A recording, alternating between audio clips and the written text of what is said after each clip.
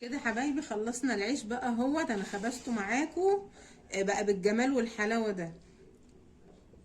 ما خدش وقت معايا وجميل وحاجه بيتي نظيفه جميله جدا. انا طبعا عملته ليه؟ عشان انا رحت اجيب من العيش السياحي لقيت الرغيف ب2 جنيه واصغر من ده بمسافه يعني. فده اللي شجعني ان انا جبت الدقيق وخبزته في البيت. كملوا حبايبي الفيديو بقى وشوفوه، ما تنسونيش في اللايك والاشتراك في القناه، وكل سنه وانتم طيبين. السلام عليكم، عاملين ايه يا حبايبي؟ كل سنه وانتم طيبين. هنعمل بقى مع بعض النهارده العيش بتاع السحور، هنخبزه مع بعض. اهو انا معايا دلوقتي كيلو الا ربع من الدقيق. هحط عليه ذره ملح صغيره. ليه؟ لان انا هعجن بشرش بتاع الجبنه القريش وفي نسبه ملح، الشرش فيه نسبه ملح. هحط بقى ايه معلقه سكر صغيره اهي. السكر مع الملح بيظبطوا معايا العجينه. هضيف لهم بقى معلقه نص كيس خميره فوريه.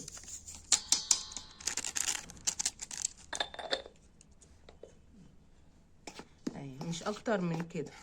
اهو هقلب بقى كده المكونات دي مع بعض.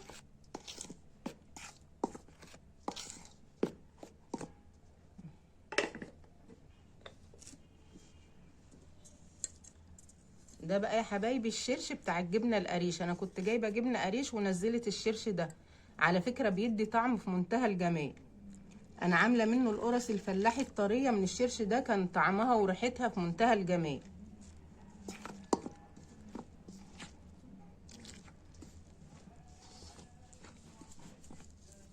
بسم الله الرحمن الرحيم.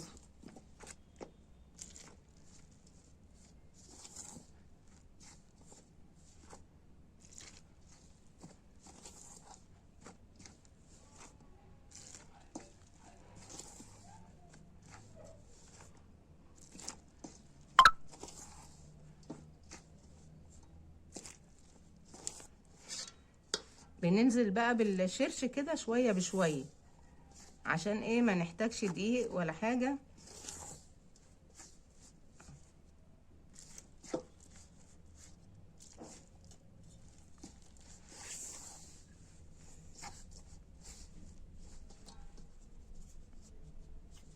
هبدأ بقى ايه اتعامل بايدي.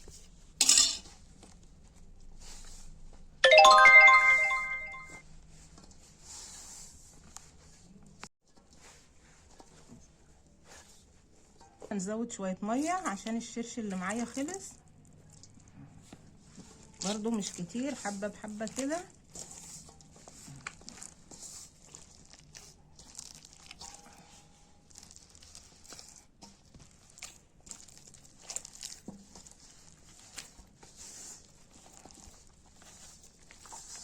هفضل بقى ايه اعجن كده لحد ما العجينة تلف معايا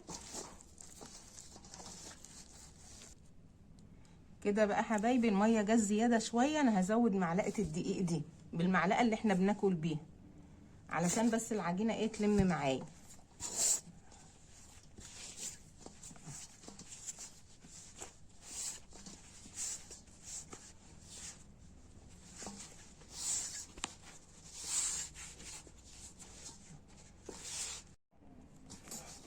كده خلاص بقى يا بنات، اهي العجينة لمت من ايدي اهيت ولمت من البولة اهي.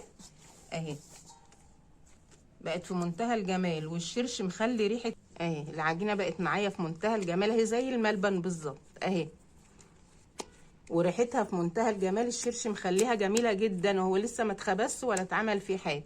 اهو هغطيها بقى، هشوف هيخمر في قد ايه ونرجع مع بعض تاني. شايفين؟ هشوف بقى هتاخد وقت قد ايه في الخمر ونرجع مع بعض تاني. حبايبي رجعت لكم تاني كده بعد ساعه. اهو الخميره بقت في منتهى الجمال، العجينه اهي خمرت وبقت جميله اهي، بسم الله ما شاء الله. اهي اتضاعفت وبقت كتيره اهي، بسم الله الرحمن الرحيم. هبدا بقى اقطعها كده، بطلع الهواء منها اهي.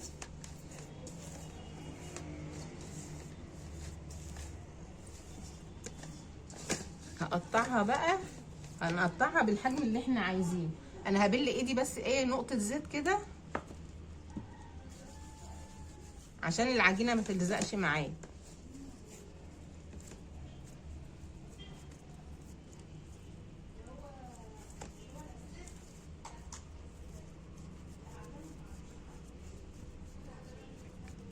على قد الرغيف بقى اللي انت عايزه تقطعيه هتقطعي العجينه بتاعتك اهي.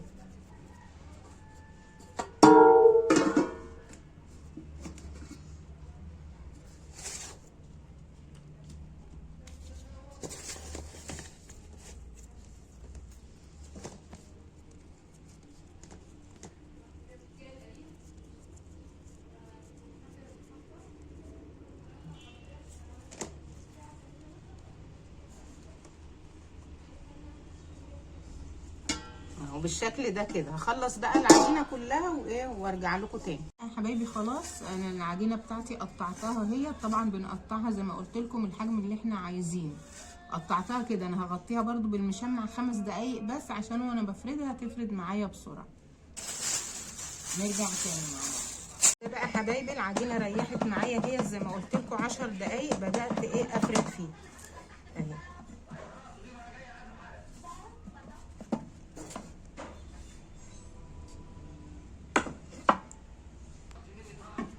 اهو بصوا العيش انا عملت الكميه ديت اهو. بصوا بقى بالشكل الجميل ده. انا جبت الصاج ده الكبير ده بتاع الفرن وايه ورصيته فيه على بعضه، ومش هيلزق ولا حاجه لان هو مفروض بدقيق، مش هيلزق في بعضه العيش.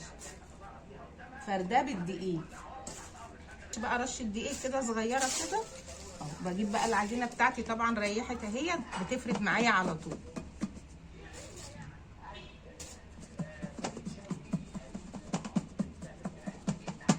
اهي، بتفرد معايا بسرعه. اجيب بقى النشابه دي صغيره كده واعمل بيها كده.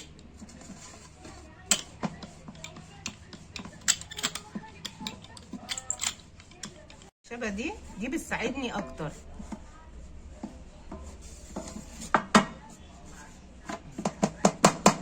بنفس طريقه الرقاق، بس ايه طبعا ده عيش بيبقى صغير شويه وفيه خميره، الرقاق طبعا ما بيبقاش فيه خميره.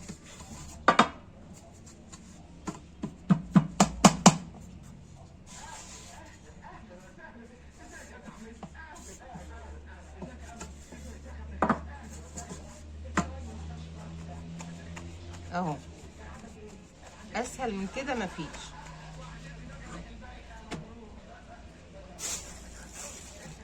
بس بقى العيش بتاعي كله اهوت فردته اهوت، حطيته على الصاج زي ما قلت لكم اهو، مش هيلزق في بعضه ولا حاجه عشان انا فرداه بالدقيق.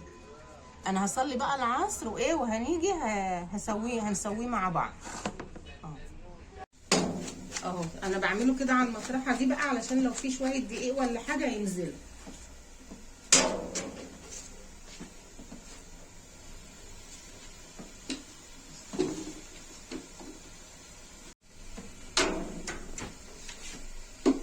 شكل العيش بسم الله ما شاء الله عامل ازاي اهو.